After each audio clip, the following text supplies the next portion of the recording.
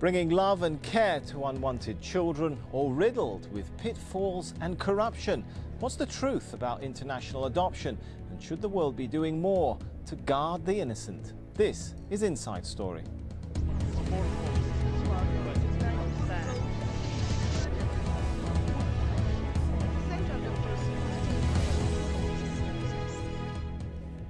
Hello, I'm Sami Zaidan.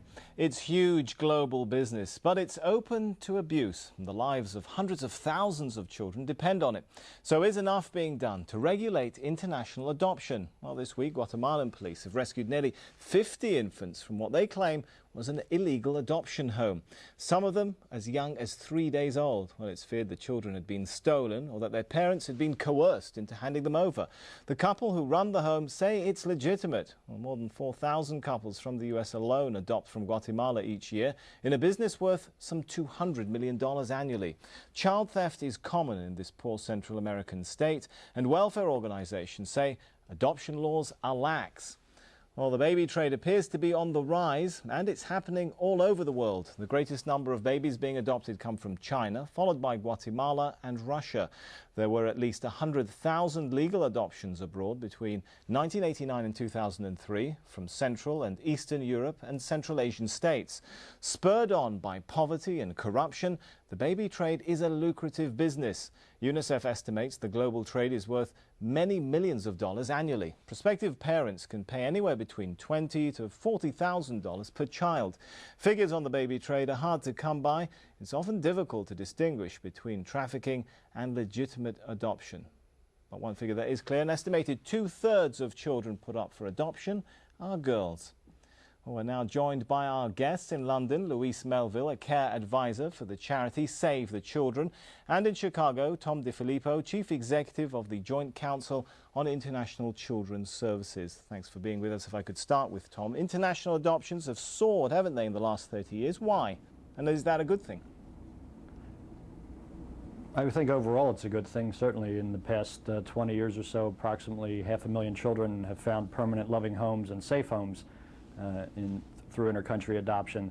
There has been quite a spike in the past 15 to 20 years, and I think that was had large in fact to do with the fall of the Soviet Union and also the opening of inter-country adoption with China. So I don't know that there's a negative necessarily to the big increase that you're talking about. And specifically the last 2 years, it's actually decreased 2 years in a row, and we expect another decrease again this year. All right, let's see if Louise in London agrees with that. Is there simply, would you agree with those who say there's simply too much money, too much corruption in the international adoption system? One of the main concerns of Save the Children is inter-country adoption can be big business, with on average a child costing £20,000. And there are lots of examples of parents being coerced to give up their children, children being abducted, adoption papers being forged.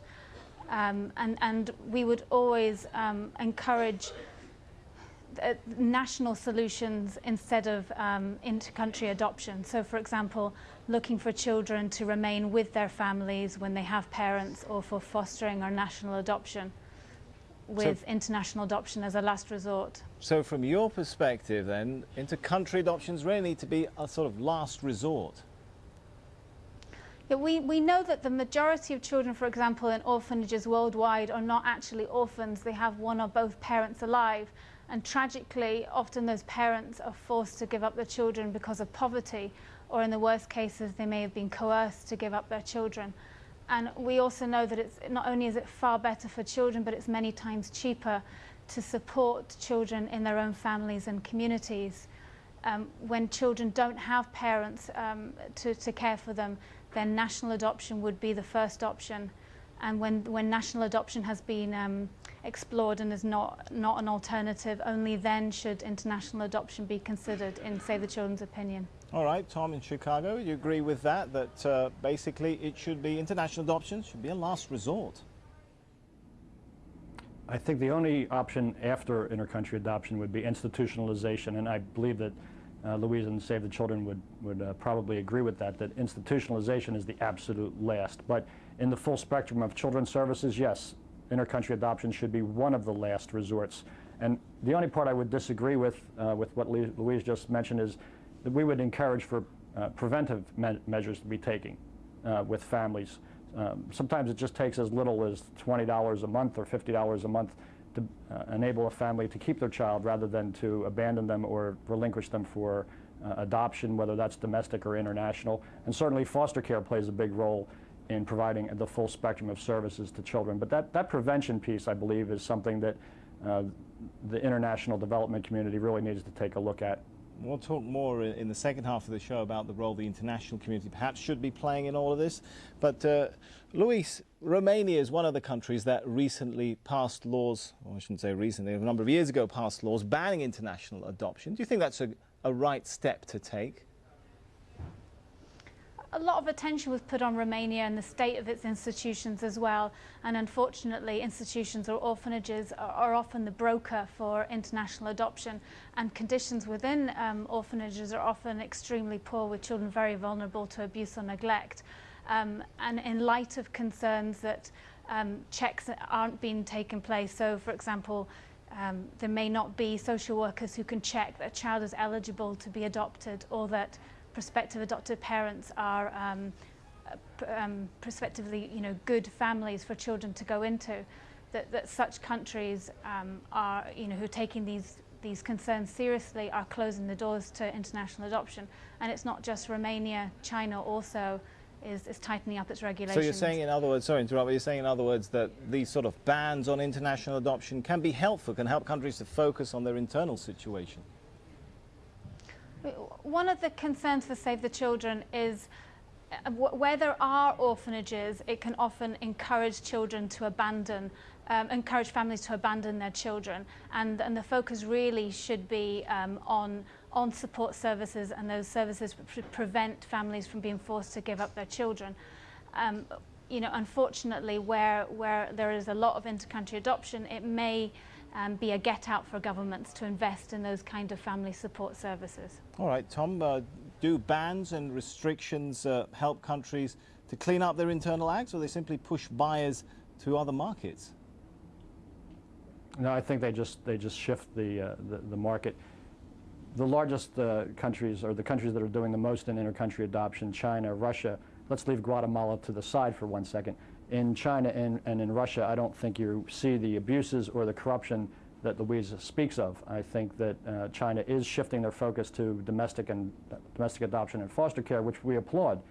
But to just say that bans on inter-country adoption somehow stops families from abandoning their children, if that was the case, then in countries such as Romania, you wouldn't see the hospitals filling up with children who have been abandoned or relinquished. You wouldn't see street children around. So to say that inter-country adoption should be simply banned and then there's a fix, I think is short-sighted and unrealistic, and it doesn't deal with the realities of our world.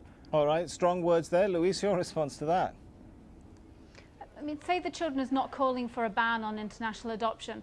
For those children where there's no national adoption options in country, then international adoption is a viable solution. What we are asking for is that there are services in place to prevent children from being adopted unnecessarily, and when international adoption is an option, that it's done safely and in the best interests of children. Right, well, let's take a little look at the track record on bans. Some would argue they show that unilateral, bilateral measures don't work, and really an international approach is needed. Do you agree with that? That's for Louise, sorry. What Save the Children is calling for is investment in family support services. So that's things like access to education, health, daycare, financial support services, so families aren't forced to abandon children. And international organisations like Save the Children are working in many countries in the world to do exactly that. Despite all the aid that might be offered to families, at the end of the day, if there are people who are determined to practice child trafficking, some sort of international coordination is necessary to counter that? Well, there is international legislation, the Hague Convention. The problem is there's only approximately 70 countries who've signed up, and even then many of these countries haven't implemented the legislation.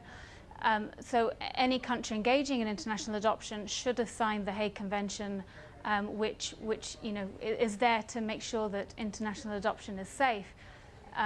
You know, in conjunction with that, the receiving countries also need to do checks. So, for example, the UK and the US do DNA checks to make sure that the parents who are giving up the children are genuinely the parents.